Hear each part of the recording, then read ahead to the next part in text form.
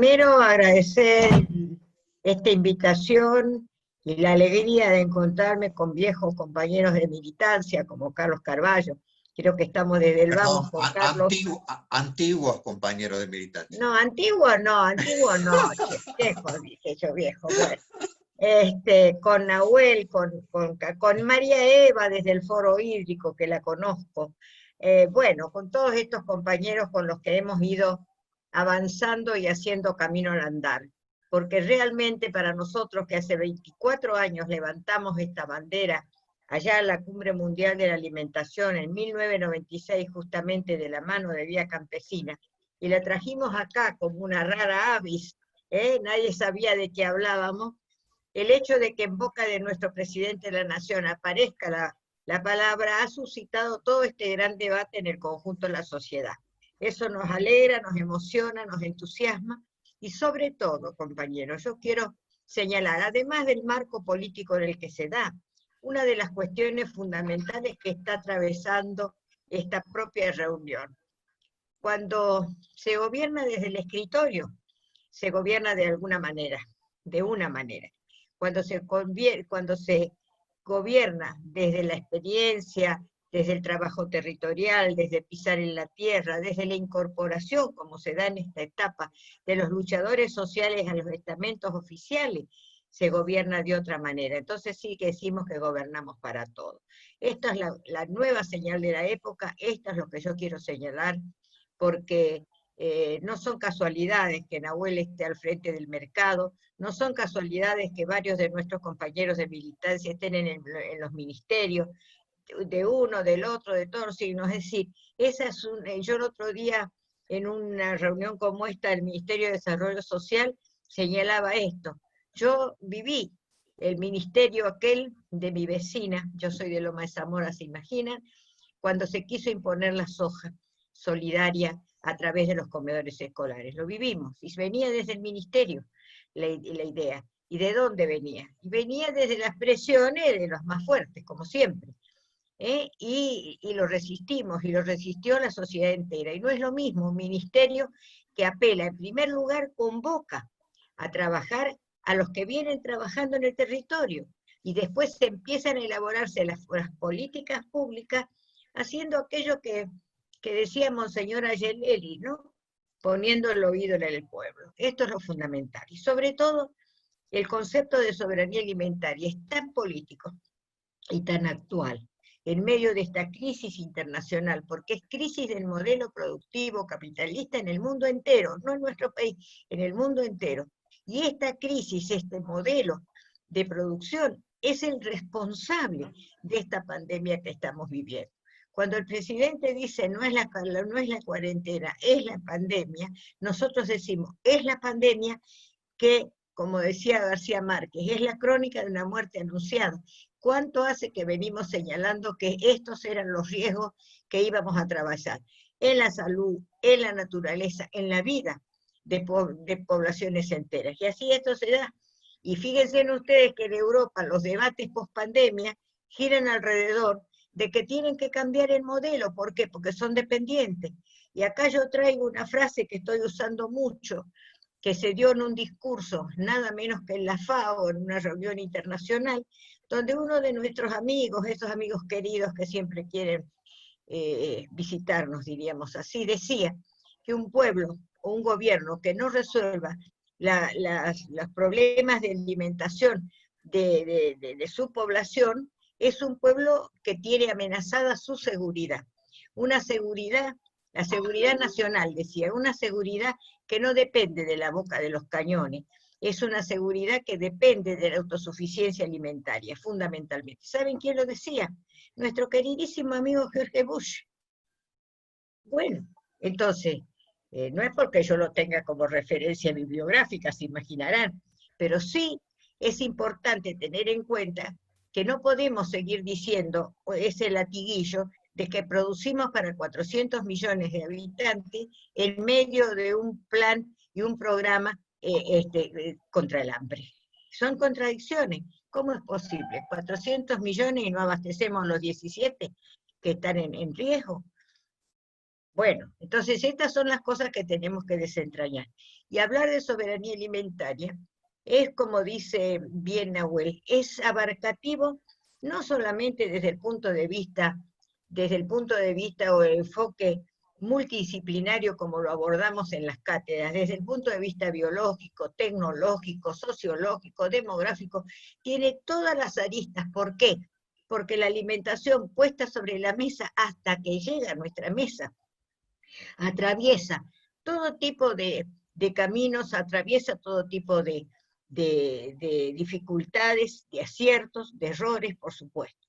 Entonces podemos hablar de soberanía alimentaria cuando tenemos lo que decimos hoy como diagnóstico, la Argentina del 2020, que heredó una crisis económica, que se agrava ahora con la crisis sanitaria, que tiene un problema de violación del derecho a la alimentación, sí, pero del derecho a la información también, cuando tenemos un 1% de la población que atesora toda la riqueza productiva y que la evade, es emblemático el caso Vicentín. Los diarios todos los días nos informan de cómo hacen, y gracias a este trabajo maravilloso y aporte que ha hecho Claudio, se ha podido destapar la olla. Y estoy segura que no es solo Vicentín, estamos seguros que no es solo Vicentín. Son todos estos grupos de poder que presionan a los gobiernos constitucionales para manejarlos de acuerdo a sus intereses, que no son otros que de mayor rentabilidad cada vez más y más. Entonces, no podemos, frente a uno de los problemas más importantes que tenemos cuando decimos se viola el derecho a la alimentación, porque el alimento sano, seguro y soberano no es accesible. Hay un proceso especulativo que nos ha llevado a la inflación. Hay un problema de logística que incluye, y esto lo va a analizar seguramente Nahuel en su momento, yo creo que un porcentaje muy importante, el precio de los alimentos se lo lleva puesto la logística.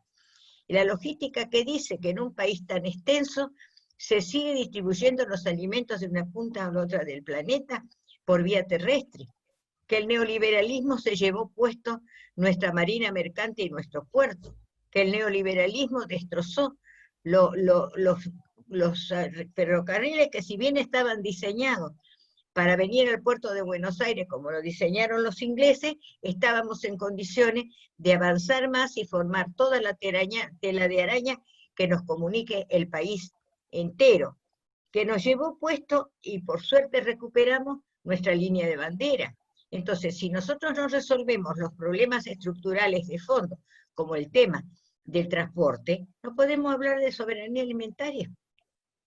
Y cuando nosotros entramos en el debate si Vicentín sí, Vicentín no, yo digo, aunque no logremos mucho, recuperemos 2 puertos. Nos hemos quedado sin puertos nacionales.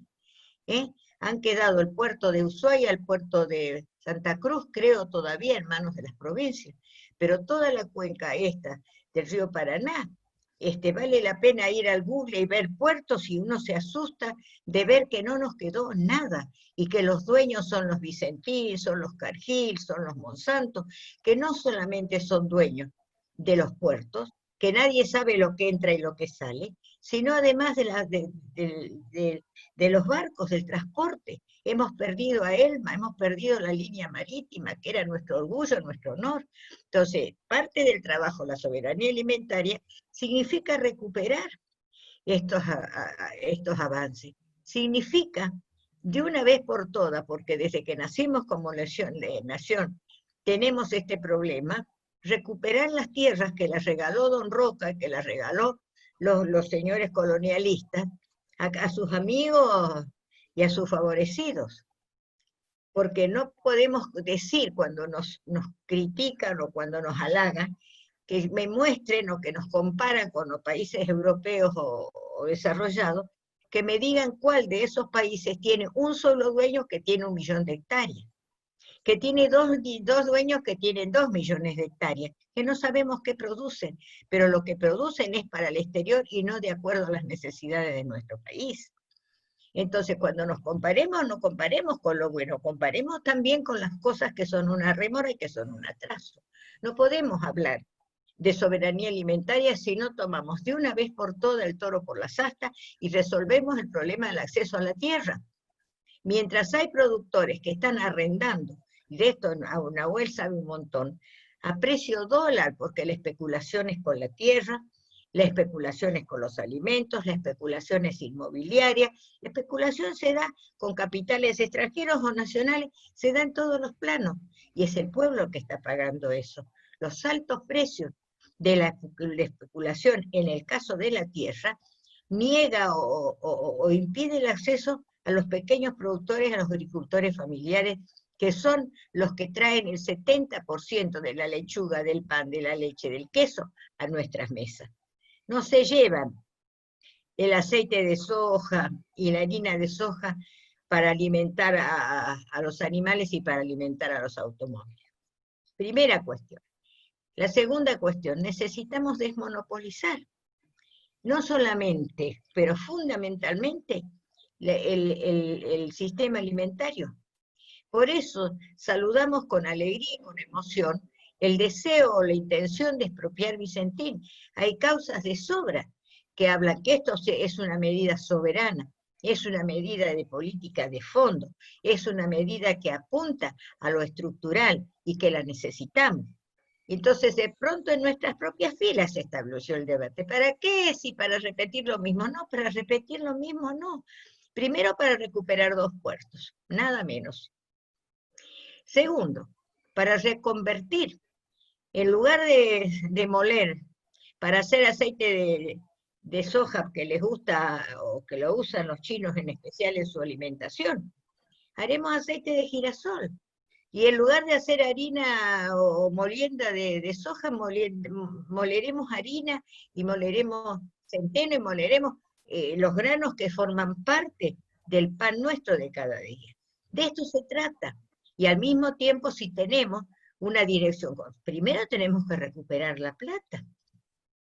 La inversión que ellos dan, porque estos señores siempre se ufanan de ser meritorios porque tienen la imaginación, la creatividad, son los que avanzan sobre la teta del Estado, indudablemente, y de esto Claudio nos va a decir un montón y nos dice todos los días un montón de cosas. El Estado les regaló el puerto, el Estado les regaló tierras, el Estado no controla toda la riqueza del país que sale a través de esos puertos. Bueno, entonces nos convertimos en un Estado bobo. Y entonces se llenan la boca y hacen gárgaras sobre el tema impositivo. Cuando si algo tenemos que modificar es la estructura impositiva, desde ya, que paguen los que más tienen. Es una ley, no acá. No acá, nosotros hablamos de un impuesto a la riqueza por única vez del 1 o 2%, cuando Alemania, en esto no se comparan, habla en forma permanente y el 10%. ¿Por qué no se comparan ahí? Porque no les conviene. Porque no les conviene. El mundo entero está debatiendo esto. Aparecieron los supermillonarios de Estados Unidos y del mundo diciendo, cóbrenos más impuestos. Entonces, ¿cómo vamos a entender? ¿Cuándo van a entender los que dicen que nos cobren menos impuestos? Que los impuestos no son una carga tributaria dicha así. Son los impuestos los que nos garantizan esto que nos honra. La salud pública, la educación pública. Ahora mismo aparece un plan, o un proyecto de programa, qué sé yo, que estos señores que nos han exprimido y nos siguen exprimiendo, presentan. ¿Y cuál es el programa? Pero así podemos trabajar 700.000 puestos en el campo, qué sé yo. ¿Para hacer qué? Pero le piden al Estado que le pongan los caminos, que le dé toda la estructura, el Estado invierta para que ellos ganen. Estamos en la misma realmente, porque es el Estado el que hace los caminos, es el Estado el que ha construido los puertos, de los que se han apropiado vilmente, acá está demostrado, Claudio lo ha demostrado. Entonces, cuando hay un análisis tan importante, como en un momento el sustituto Claudio analizaba las 500 compañías que cotizan en bolsa en la Argentina, y mostraba las ganancias de Molino, y mostraba las ganancias de las grandes de estas empresas, son las empresas alimentarias. Son las empresas alimentarias en el mundo entero, de las 10 primeras empresas encabezadas por Nestlé, son las que más facturan en el mundo entero, y que acá también. Y acá también. Esa nunca pierde. Yo me acuerdo unas diferencias brutales que señalaban. Nosotros tenemos una concentración monopólica, sin destrabar eso, 4 empresas, 4, casi 5, ¿sí? Los 4 grandes del mal humor, le llamo yo, que son Kraft, que es Arcor, que es Molino y que es Nestlé. Entonces, si tiene nombre y apellido, y lo sabemos, y yo recuerdo, no me acuerdo el monto ahora, el porcentaje de ganancias que cada una de estas empresas ha mostrado en sus balances, que es lo que muestra. Imagínense en todo lo que nos muestra Vicentina y lo que nos muestran ellos tampoco. Entonces, ¿a costa de qué? A costa de que llegamos en la Argentina, productora de alimentos, a tener un pueblo con hambre. La primera contradicción. La primera contradicción. Cuando con Carlos estuvimos en una reunión internacional sobre soberanía alimentaria, en plena crisis nuestra, en el 89, por allí, no me acuerdo, va, en 2001, por allí una reunión internacional, y nosotros queríamos participar, y decíamos, nosotros tenemos un pueblo con hambre, decíamos, 2001. Decía, sí, hay muchos pueblos con hambre, no, pero no hay ningún pueblo con hambre que sea productor de alimentos. Y esta es la cosa, ¿cómo revertimos este monocultivo? ¿Cómo revertimos este cultivo puesto hacia la exportación? Exportando, claro que sí, pero ¿exportando qué? Yo digo en estos últimos tiempos, arriemos de una vez por todas la bandera de la República Sojera y levantemos lo que somos capaces de hacer, primero resolviendo el mercado interno y el desarrollo de alimentos sanos, seguros y soberanos. ¿Qué es lo que no producimos en Argentina? Producimos de todo. Y allí tenemos la zona de la fruta seca que podemos exportar. Allí tenemos el aceite de oliva, la vid, los vinos que estamos exportando por otro lado. El maní que estamos exportando en Córdoba, pero mucho más. Las frutas exóticas. Acabo de enterarme anteayer, que por ejemplo Australia tiene desarrollado una línea de cosmética importante usando, ¿saben qué ingrediente? El mango. Y 1 tonelada de mango por día se tira en Formosa. Entonces, démosle el valor agregado, usémoslo de esta manera, produzcamos los jugos de fruta que tenemos, una variedad increíble, que son valorados en otras partes del mundo. La Costa del Sol, ¿saben cómo se ha levantado o ha crecido? Produciendo palta y mango para Europa. Y acá se la comen los loros. Cuando yo visité en París y en Londres unas verdulerías y unos mercados, me asombré de ver la tuna como fruto exquisito, el mango, la mora, el higo, todo lo que nosotros tenemos y no aprovechamos. Para nosotros la fruta es manzana, pera, naranja y banana, y lo demás es poco elegante, a lo mejor. Pero resulta que esos son productos preciosos para otros mercados y no compiten con nuestra mesa habitual. Entonces se trata, eso significaría realmente el estímulo a la producción regional, eso significaría, y eso significaría esto que señala Nahuel, que señala Removénica, sembrar de chacras y de quinta todo el país, la vuelta al campo, y ya hay proyectos en este sentido. Nosotros planteamos la autosuficiencia alimentaria porque el calor viene desde abajo y crece desde el pie. Que cada municipio tenga, el caso de la leche, que cada municipio tenga su tambo. Ustedes saben, el sueño del ministro de Desarrollo es que los chicos toman leche. Bueno, las bolsas de leche en polvo se amontonan en los depósitos de los comedores porque a los chicos no les gusta y el personal no lo sabe reconstruir y tampoco le gusta hacerlo. Entonces, ¿por qué no tenemos un tambo por municipio que nos abastezca por lo menos de la leche para los comedores? Sería romper el espinazo del monopolio, tanto de Nestlé como de la Serenísima. ¿Cómo es posible que 200 tambos hayan desaparecido en la provincia de Buenos Aires mientras los chicos no toman leche? Estas son las contradicciones. Esto es a lo que tenemos que apuntar. Por eso yo saludo, desde ya hace rato que venimos siguiendo los pasos de Misiones, que tiene un ministerio de agricultura familiar encima dirigido por una mujer. un Ministerio de Agricultura Familiar que ha levantado la bandera una escuela, una huerta. Una escuela, una huerta. ¿Qué tal? Que ha levantado la idea de la faena artesanal, le llaman a los viejos mataderos municipales que supimos tener y que han desaparecido. Entonces la hacienda viene a Liniers, de Liniers vuelve a...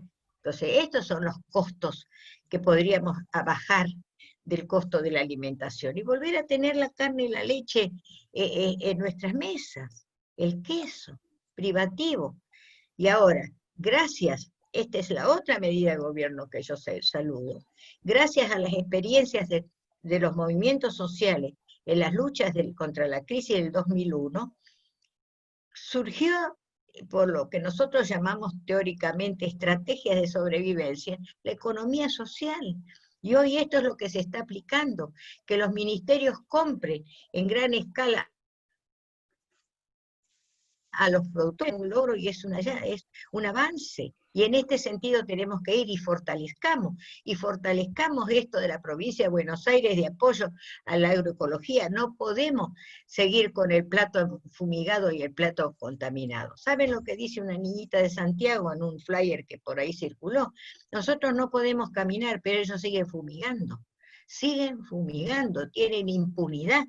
Y exigen más impunidad, no les alcanza con eso, cuando ya el aporte también de la ciencia argentina en las universidades nuestras ha demostrado los efectos en la salud, el deterioro del ambiente, el deterioro del suelo, el deterioro del aire, del agua, la contaminación de nuestro río Paraná, gracias a este modelo extractivista salvaje basado en producir con venenos, cuando los movimientos sociales, y de estos Nahuel sabe un montón, ya están produciendo herbicidas y productos biológicos, que además lo elaboran las mujeres y lo comercializan las mujeres. Miren ustedes. Entonces, acá estamos avanzando, magnífico. Está el proyecto de Leo Grosso sobre el acceso a la tierra, está el proyecto de Leo Grosso sobre la ley Ramona, porque gracias a la solidaridad, también un ejemplo de nuestro pueblo. La solidaridad que se ejerce, no se declama, no se recita, que a través de los comedores y los merenderos, que a través de este nuevo paso de constituir la Red Nacional de Comedores, va a permitir el aporte económico, la dirección técnica. Esto sí, y la información, amigos. Me parece que la nueva dirección de la ANMAT está trabajando intensamente, porque no hay día que no aparezcan noticias de que no se comercialice tal o cual alimento, pero que están vinculados más que nada al etiquetado, más que nada a que no responden a las líneas del etiquetado que acá se dan. Pero necesitamos un etiquetado de advertencia, un etiquetado que diga que este alimento tiene exceso de azúcar, de sal, de grasa, y que no es conveniente en especial para los niños. Y necesitamos avanzar más, necesitamos, y yo se lo decía a la gente de salud, ¿cuándo vamos a regular la propaganda? La oferta del alimento va dirigida en especial a los niños con alimentos que no son alimentos, son comestibles, o son, como dijimos desde la cátedra, no por invento nuestro, porque lo recogimos, son ovnis, objetos comestibles no identificados. Hay, de acuerdo a la investigación de la UADE, un verdadero fraude alimentario todos los días. Dice miel pura de abeja y tiene jarabe de maíz y alta fructosa. Dice queso de rallar y es sémola con extracto de queso. De esto tiene que expedirse la ANMAT. De esto tenemos que hablar. Entonces esto es una engaña pichanga, no es una broma lo que dijo, es muy serio la advertencia de Cristina.